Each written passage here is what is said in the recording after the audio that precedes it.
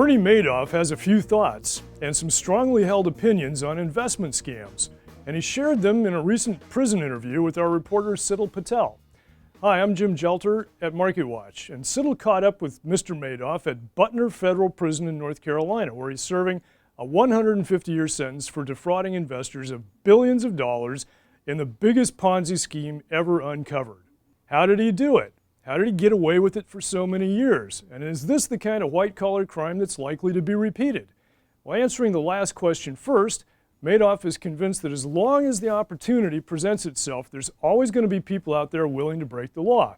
And financial markets, despite all the regulations and governmental oversight, still offer plenty of opportunities to make a fortune outside the law. But he's also got a few thoughts on how unfair the market can be for the little guy, the retail investor who Madoff says still falls prey to the sharks on Wall Street.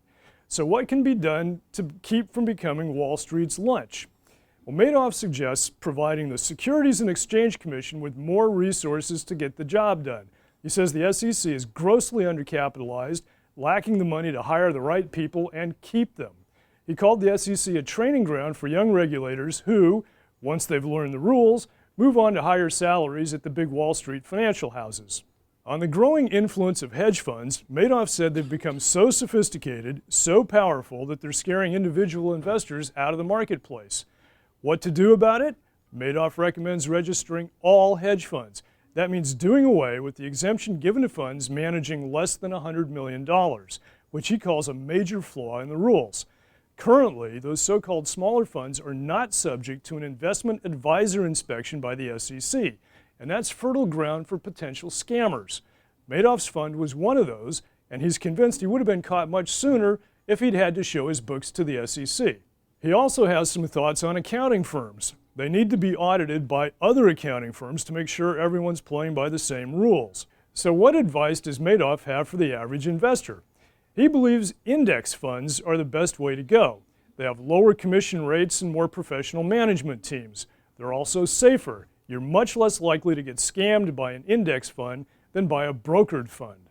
If you still want to go the brokerage route, stick with big public firms. They're subject to closer regulatory scrutiny than the smaller firms. Another piece of advice, read up on how the markets work and ask lots of questions. Madoff says Wall Street isn't that complicated. If you don't understand how a broker is making money, ask him. If he doesn't give you a straight answer, don't invest with him. Finally, to make sure your money is all there, ask for it back from time to time. That's the best way to make sure a firm is legitimate. And that's good advice for a guy who for years convinced investors his fund was making them billions. Unfortunately, it was all fictitious. They would have known that if they'd ever asked to see the money.